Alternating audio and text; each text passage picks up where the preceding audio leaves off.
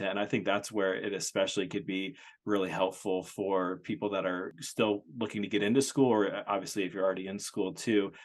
Just maximize the time, find little spots in the day when you're able to passively do this learning and listen to these episodes. And so I think that's a perfect way to use it. And we're going to get in a little bit here of kind of what we would recommend for people, study do's and don'ts, and how you can prepare yourself for school.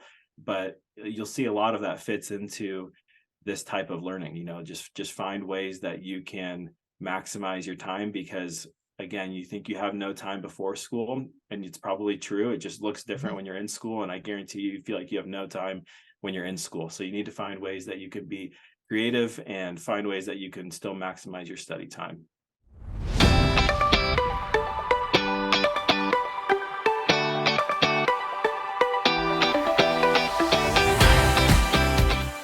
Well, hello, everyone. Welcome back to CRNA School Prep Academy podcast. I'm Jenny Fennell, your host.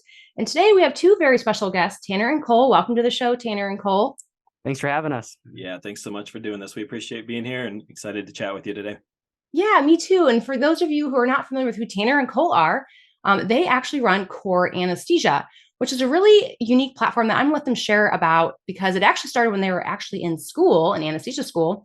So if you guys don't mind, go ahead and share with your audience, or our audience, I should say, what kind of led you to start Core Anesthesia? Right. So when Tanner and I were in our first year of anesthesia school, it probably took about 8 months for us to realize that we were compatible in terms of being study partners. And we started to call each other on our drives to campus. I had about an hour-long drive. He had about a 40-minute drive. And we would talk through everything about the topic that we were currently studying. And then we'd show up and take a test over that. And we realized while we were driving, if we were able to talk through everything, then that meant that we understood it and we knew it. And if there were any gaps, then we would quick study that when we got to our campus before our exams. And while that went well, we were passing our test. We soon realized that anesthesia school is a beast compared to undergrad in terms of the level of detail that you have to be knowledgeable in, and then also just the pace at which you have to learn all this content. And so while we knew everything really well the day of an exam, the next week you would instantly get thrown all this new information and you'd forget half the stuff you just studied. And we realized there has to be an easier way to remember this. And so we decided, well, why don't we freeze time when our brains know something the best the day of an exam? That way, 3 years down the road, when we get to boards, we can re-listen to all these talks that we do and be able to help ourselves study for boards or even finals along through school. So we started doing that. Long story short, our classmates heard about the recordings. They wanted them. They loved them. They really encouraged us to start a podcast. So back then we started what was called the Student Nurse Anesthesia Podcast, and pretty much every exam that we had, we just went pretty much a half hour to 45-minute episode diving into all the information that we thought you would need to know before taking an exam on that topic. And it just continued to grow, and we were just blessed to see how many students fell in love with it. I think now we have a little over 3/4 of the students in America, anesthesia students, using us, and it's just been amazing to see how much it's grown to the point now that we rebranded to Core Anesthesia recently, and now we offer all of our content for the full curriculum for students, but then also CRNAs can use our content to earn their continuing education credits and their CEU renewals that they have once students graduate and become CRNAs. So it's been a really interesting journey. We never thought it would have grown to what it is, but it's just been really cool to see it grow. And we're just so excited that we're able to provide just the education side of things, just to provide a way for students to be able to learn kind of on the go. Because if you're not in school yet, you're going to soon realize you don't have a lot of time in school. And so any way that you can maximize your time, whether you're driving, working out, cooking, etc., we feel like the audio-based format that we provide has been very helpful for people. Yes, I love that. And I love to bring on, what is today? What are we talking about, you guys? So today we're actually going to talk about how to best prepare prior to starting to CRNA school. And I truly believe that Core Anesthesia could be a great way. Like Cole said, you can plug it in as you're cooking dinner, and something about the ease of audio and being able to plug it into your ear and be able to take it wherever you go, whether that's a car ride or whether you're folding socks and you're or trying to find socks, that more likely, in your laundry basket. You can listen to things like that and really help yourself. So thank you so much for sharing that really humble beginning, and something that really just shares that this was a passion project. This was something you did that you knew was going to help both you and Tanner, but now, or I should say through your classmates saying, no, we want this too. You guys were like, okay, well, let's help. And so this came from a place of being very genuine and wanting to help and give back. And so I really think that's what you guys stand for, is really essentially you've been mentors to, like you said, a good chunk of our anesthesia community. And I'm excited to see where you guys take this. But we're going to break down how core anesthesia can really help prior to you starting your program. So let's go ahead and dive into that. I think you nailed it on the head, Jenny, when you were talking about, just having the ability to learn wherever, because I don't know, I would assume some portion of the listeners are like me, where it's difficult to find time in the day to just sit down and, carve out time to either run through modules or sit and actually, read a book, or especially as you're preparing for school, you've got a full-time job, most likely, you've got other commitments on your time. And, those things are not unlike what it looks like to be actually in CRNA school when you've got full-time, clinical commitments and didactic work. So where I think core is really helpful, at least it was for me, is it wasn't something where, for the first time I could sit down and listen to, an episode, maybe I would have that locked in from start to finish and understand all the concepts, but it's something that passively you can start listening to. So say you're trying to brush up on, vasopressors, and you're like, I can't exactly remember phenylephrine, if it's alpha, beta, what all that looks like. You can be on a run, you can be going to the grocery store, you can be folding those socks, whatever you're doing, and you're just passively listening to this content. And I think that's where it especially could be really helpful for people that are still looking to get into school, or obviously if you're already in school too. Just maximize the time, find little spots in the day when you're able to passively do this learning and listen to these episodes. And so I think that's a perfect way to use it. And we're going to get in a little bit here of kind of what we would recommend for people, study do's and don'ts, and how you can prepare yourself for school.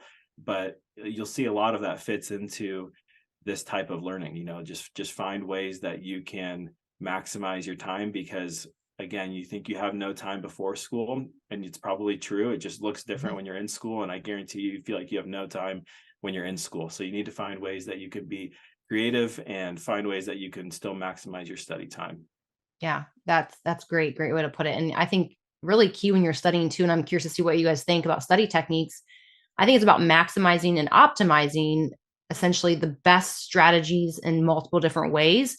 And audio is one of those ways. Obviously, I was a big fan of writing notes down for whatever reason. When I would write something down, it would stick, but it wasn't the most efficient way. And similarly, I would love to highlight things in different colors. That was more efficient, but it wasn't always as effective for understanding. It was really good for memorization. Like I could recall what was in blue, what was in pink, but it wasn't really creating that understanding, right? So there's different aspects when it comes to studying between understanding and memorization that I'm curious to see what your guys' thoughts are as far as breaking down those study techniques. I'll hop in just quickly, Cole, before you jump in, because this is your bread and butter, but I'll just say that this is something that I had to completely change. This is something that Cole really helped me with.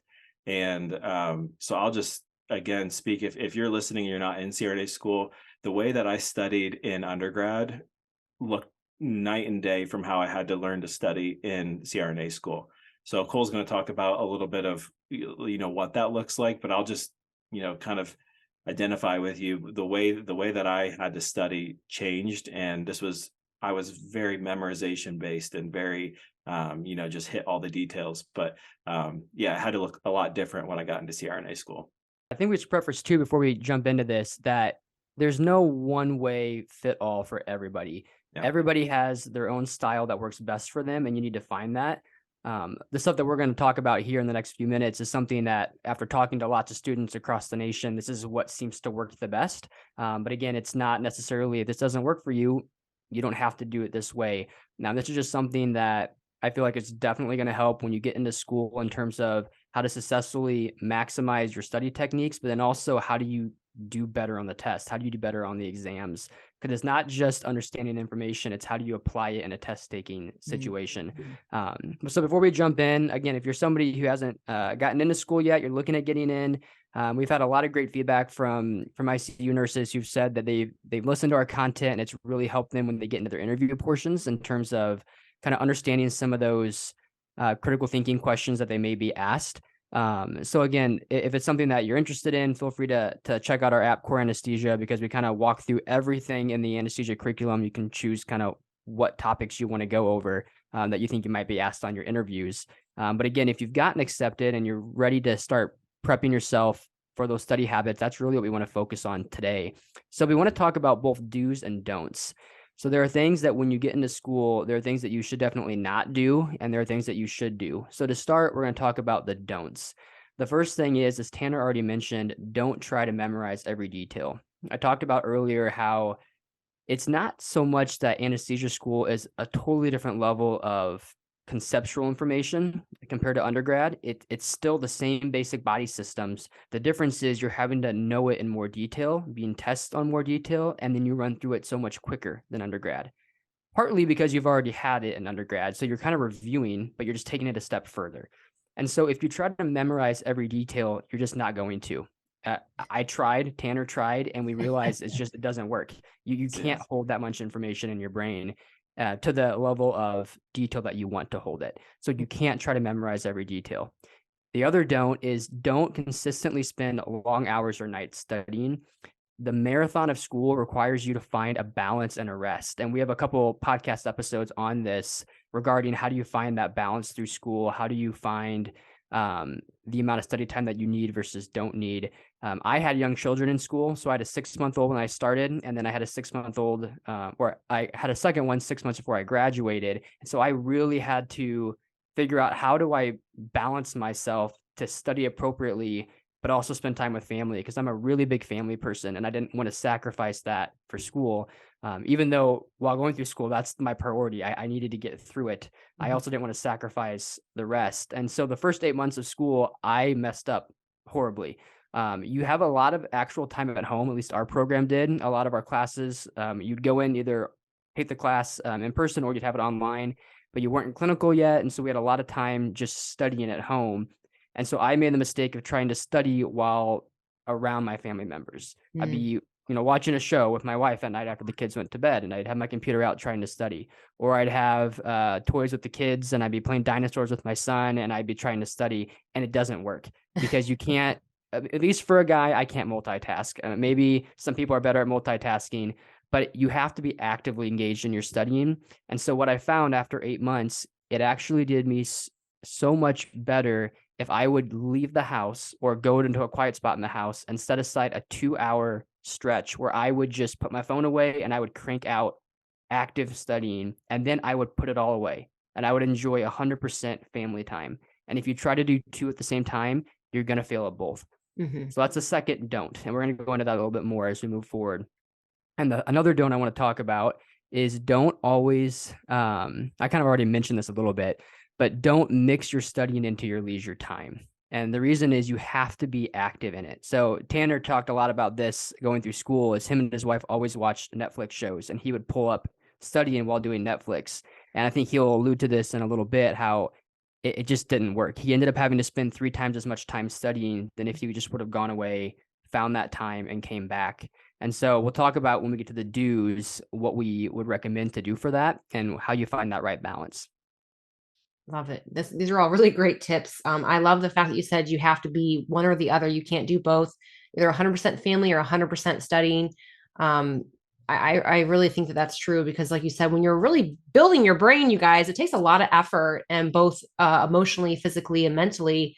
And so you really cannot truly be engaged if you're also trying to also engage with your loved ones or some personal time. I mean, but one thing I do think that's great about you guys do audio is I personally have found, actually, when I do the majority of my learning, and I love learning, I listen to tons of books on audio, but I do that usually while I cook.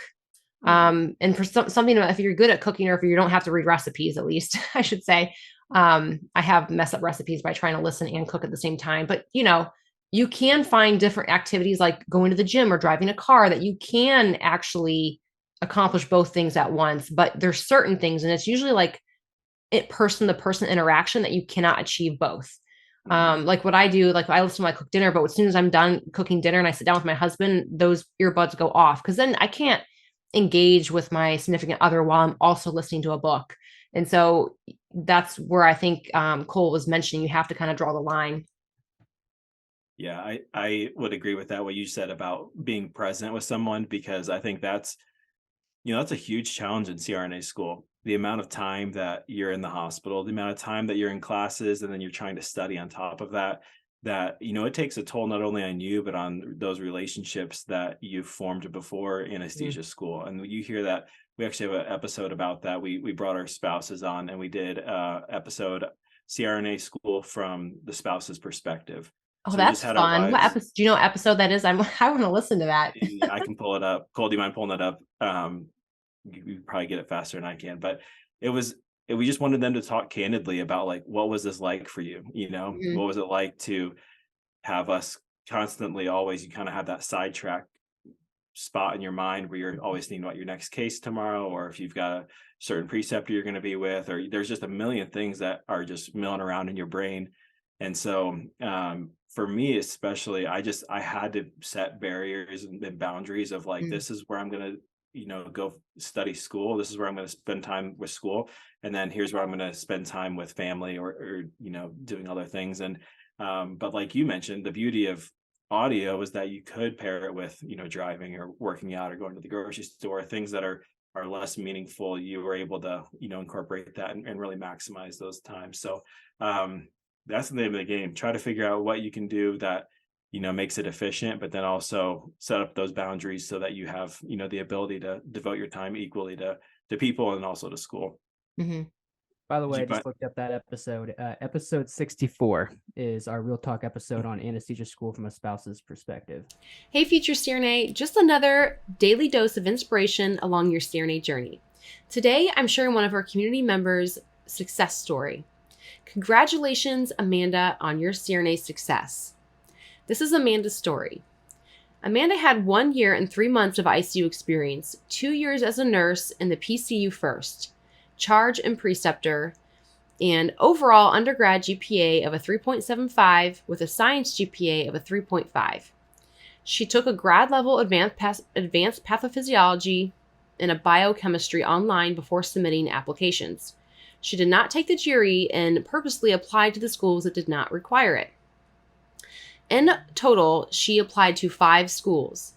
She interviewed at 2 and got accepted at both those schools. However, she was waitlisted first at 1 and then pulled off the waitlist just 4 days later. She didn't receive an interview offer at 2 of the schools and is still waiting to hear from the 5th school. However, she has already accepted her spot. It is a brand new program, and she will be in the inaugural class. So congratulations, Amanda. I'm so excited for you. Other things about Amanda's experience in her journey is that she invested in personal statement critique. She said that was a game changer. And she also had her resume critiqued. And she did 2 mock interviews, both of which were so helpful. She also said she watched all of the recorded mock interviews, utilized a 5-day interview challenge that we have in the academy, the interview question bank, and so many more resources on CSPA. She's so nervous, but super excited for her new journey. Yay! Thank you so much for sharing your experience. Some big takeaways for me, you guys, is that Amanda, not only did she invest in things like a personal statement review, a resume review, and 101 mock interviews, she also took grad level pathophysiology, and she took a biochem course to kind of refresh her sciences. So I really feel like a lot of those things are great boosters for your overall application. And the interview is so critical and so important. So the 2 mock interviews, kudos to you for doing that. I also love how Amanda really deep dived into all the resources we had in the academy. So excited for your future. Make sure you stay in touch and keep me posted. I'm rooting for you all the way to graduation day. Let's get back into the show. Okay, I love it. You guys check that out. Episode 64 on core anesthesia from a spouse's perspective. Honestly, I think it would probably be good to give it to your significant others to take a listen to it themselves. I'm speaking for my husband here, but I think it was really lonely for him too, because they wanted to. My husband's biggest struggle, I know he told me, was he felt bad. Like he felt bad for me when I'd come home in tears, or when I, cry and drink wine in the shower, whatever it was, and like he'd want to talk to me, and I just didn't want to talk. It was so emotional for me to even try to talk about it. And I knew he just wouldn't understand. I just, and yeah, so that was hard for him to watch me suffer and suffer alone and feel like he couldn't help. And so it can be hard on your significant other too. So I'm curious to listen to that episode as well. Thank you for sharing. For sure. I think, as we talk about this, we're kind of gearing this talk to hopefully be helpful to you if you're in CRNA school or if you're accepted, but then also ahead, if you're still preparing to either apply for school or you're, in that stage of the process. So, with all of this, these are things that I think are helpful to hear even before you get into school. It's helpful to hear that it is tough for the family and tough to, set those boundaries, because those are things that you can gradually again start to work towards, as you're starting to prepare yourself for CRNA school and you're trying to, study for interviews, or if you're trying to retake some classes to, give yourself a better chance with certain, requirements. Start using these as kind of practice steps of setting boundaries and giving yourself time to devote yourself to studying your school. And there's a lot to work on both professionally and personally as you go through CRNA school. And I think we think always that we should prepare ourselves professionally, but there's a lot of things too that would be helpful personally to start getting into the rhythm of those things before you get into school. Yes, 100%.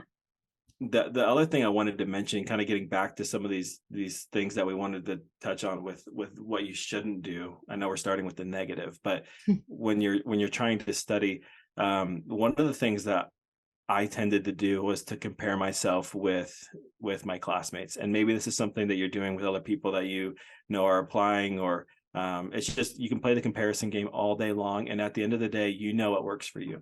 So like Jenny said, you like to highlight and you like to write things down. And for me, I liked flashcards, and I like to read. Actually, those are the things that were helpful for me, and to take questions.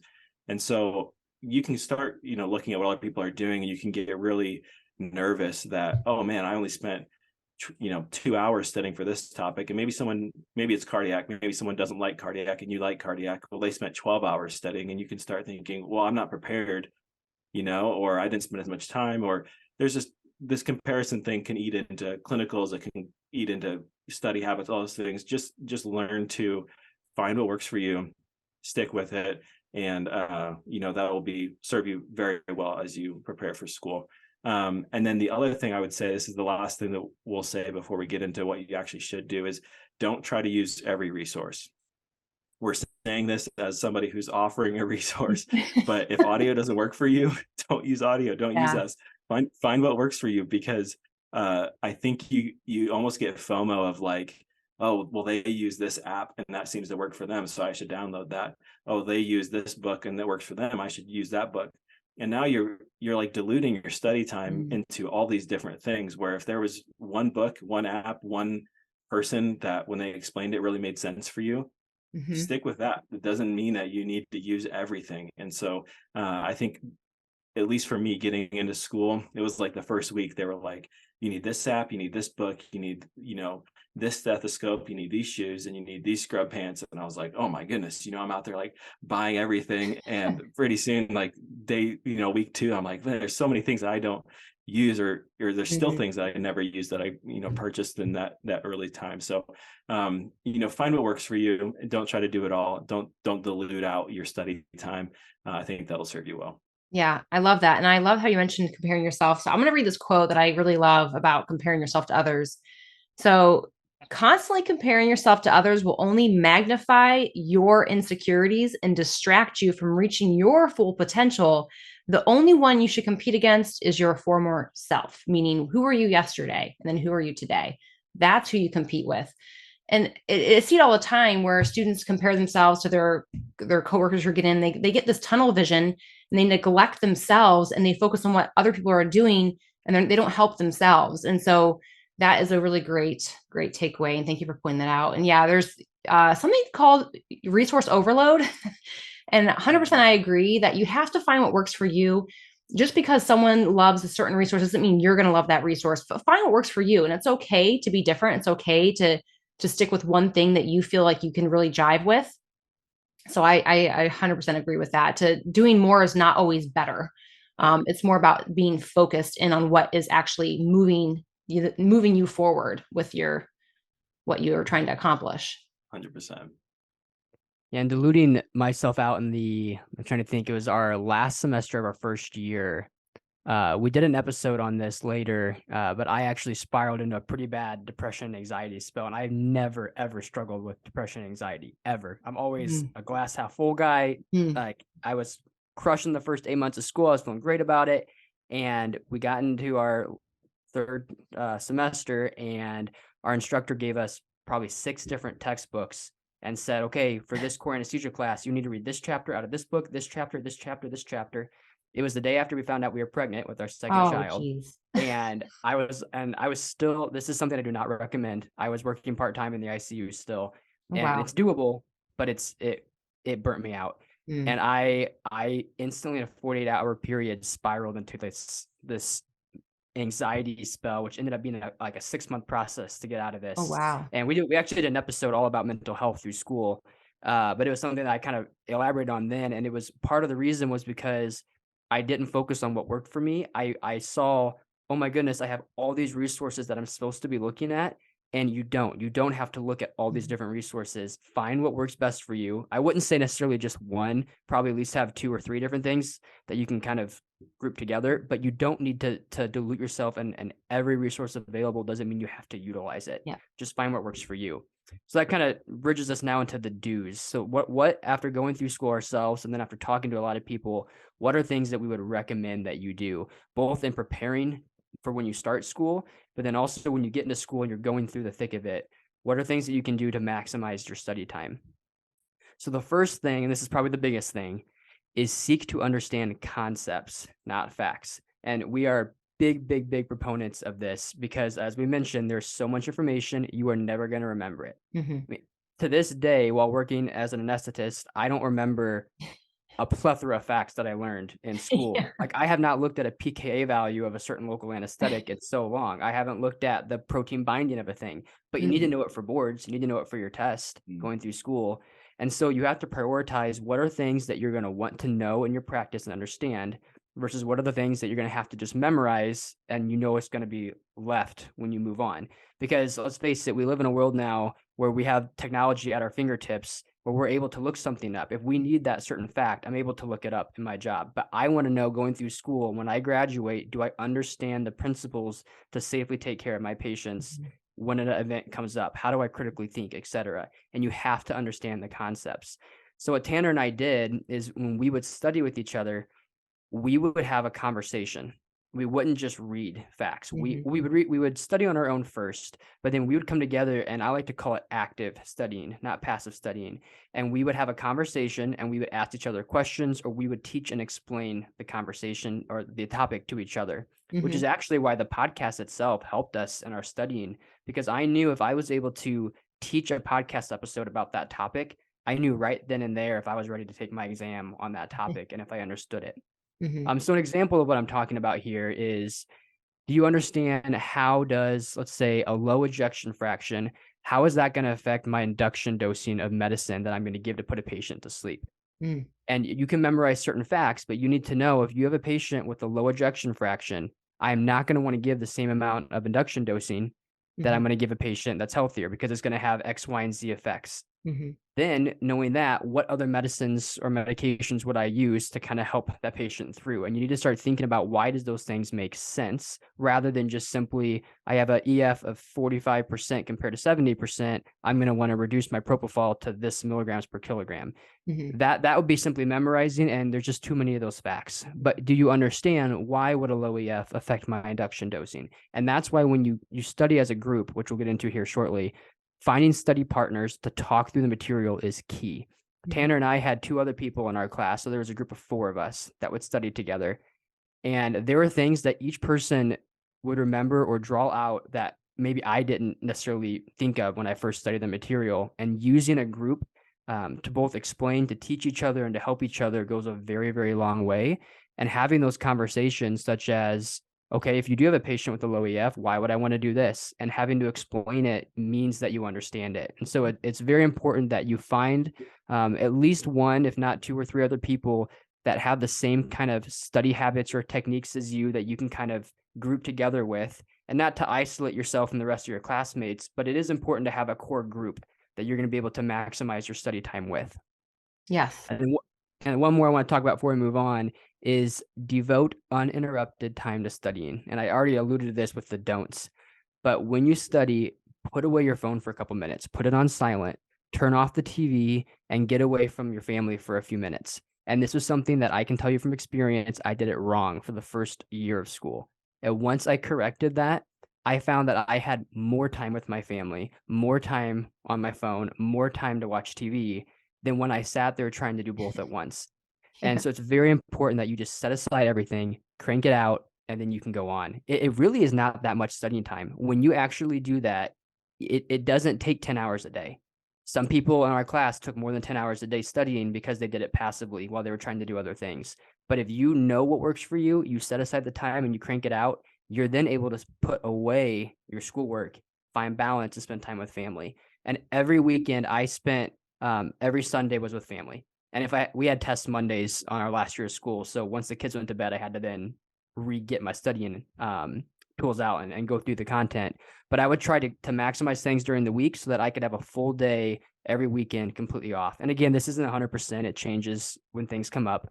But finding that balance was key for me. And a lot of people that I've talked to, you have to find that balance. Otherwise, you get way too burnt out. And so if you can devote uninterrupted time to studying, then you can devote uninterrupted time with the things that you're passionate about.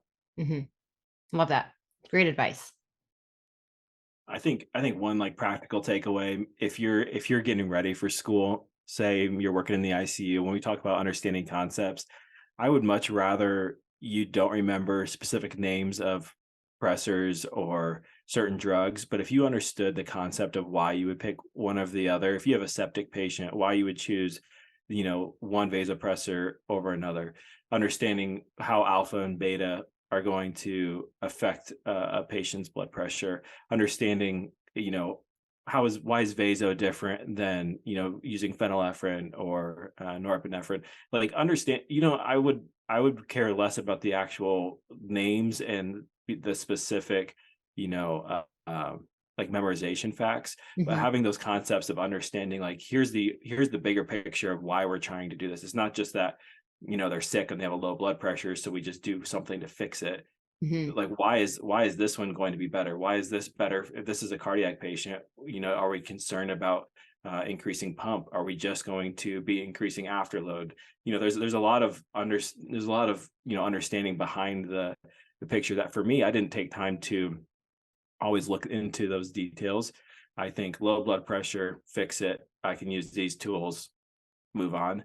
And I think as you start to, think that way as an ICU nurse, in understanding the why behind what you're doing, that's going to serve you super well when you're looking to study, and understanding those concepts. And then you can always spend time memorizing and connecting, the names to, that you're understanding, but far and away the concepts compared to the actual memorization, I would say holds its weight. Yeah. Wow. Thank you guys. I think this is all really great advice. I feel like you guys touched on a lot of really practical things that our listeners can really start implementing today, no matter where you are in your CRNA journey. I love that Tanner mentioned start from the time you're in the ICU, because you have to think through the why and kind of play this interrelationship game between drugs and pathophysiology, fluid shift and hemodynamic monitoring. They actually all tie together. And when you can try to think of it as like, this is a big giant puzzle and these have a puzzle pieces fit together in a way, how can I make them fit together? How can I understand them all? That heart failure is not just heart failure. This person's on a certain drug, calcium channel blocker. Why is that? How does that affect his pump? How does it affect his blood pressure, and why does he need it? And, what are some things that we have to watch out for because of his pathophysiology and because he's on a certain medications? Maybe it's DIG, right? So there are always multi balls in the air when you're considering a patient, and each one can, fall different ways. And so your goal is to understand how to keep those balls in juggle, right? How to kind of create a steady flow state for your patient who has multiple comorbidities and who's now also going to be undergoing potentially a big bloodletting surgery, or a surgery that's going to potentially really affect his hemodynamics or his respiratory status afterwards. And how can you optimize that patient so he has the best outcome? So thank you guys. This was great. Is there, how can people connect with you guys? Obviously Core Anesthesia, you guys, if you want to find the app, I highly encourage you to go look at the app today. They also have a podcast that I highly encourage you to check out. You guys are on all major platforms, correct? Yes, you can find us on any of the platforms. And really what our app is, so it's our podcast that we brought into an app format. The reason we did that is because we have other resources there. If you're a CRNA, we offer CEUs that you could earn there. We offer some core modules as well. And then we have a lot of PDFs and questions that you can, take and those types of things on our app. So, but if you just want to listen to episodes, find us Apple Podcasts, Spotify, wherever you usually listen to your podcast. We're available there. But again, if you want to check out more of our content, our app's the best place to go. So you can download that on the Google Play Store or on the App Store. But yeah, we're just so grateful that you had us on, Jenny. Excited to talk about this kind of stuff. And we're passionate about it. And I think it would have been helpful for me to have thought through some of these things before I jumped into school. And so just hopeful that your listeners find it helpful as well. Oh, I'm sure they will. Thank you, Cole, too. And like I said, if this was the content that Core Anesthesia offers, you guys think about it, they utilize this as they were going through school. So the content that they present now is equally going to be helpful for you as you're preparing to start your program, as you're preparing for your interview, and even as you prepare to take your boards and keep your CE credits current as a CRNA, which I'm going to actually ask you more questions offline about that because I need help with that. So thank you guys. Thank you, Cole. Thank you, Tanner. It was a pleasure to have you. Thanks for having us. Thank you.